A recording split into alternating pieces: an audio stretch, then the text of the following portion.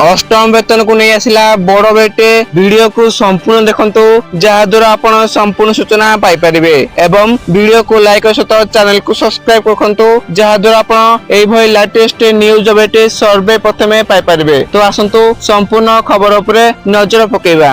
अष्टम वेतन कमिशन उपरे बड़ खबर। एप्रिल 13 रे बैठक दरमा एवं पेंशन उपरे हेबो निष्पत्ति। केंद्र सरकारी कर्मचारी दरमा संशोधन संपर्क एक गुरुत्वपूर्ण बैठक खूब शीघ्र हेबाकू जाउछि।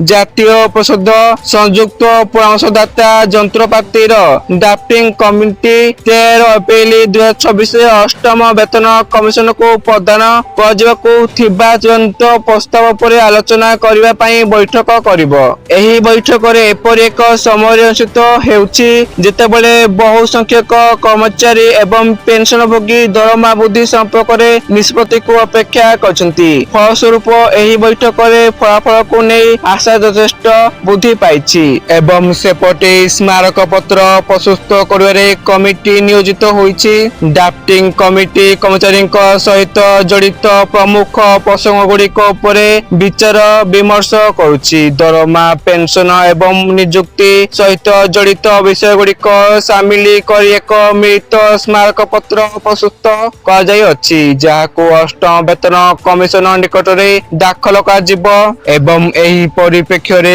कमिटीर एक गुरुत्वपूर्ण बैठक 12 मार्च 2026 रे अनुष्ठित होइथिला जेउथिरे विभिन्न कर्मचारी एवं पेंशनभोगी संगठन रे परामर्श गुड़िक उपर आलोचना कराइथिला।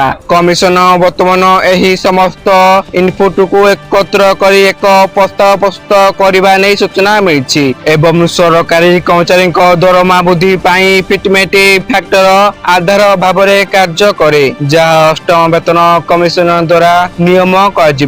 तो यह सूचना आपण माने वीडियो को संपूर्ण देखिथारु आपण मानकु धन्यवाद।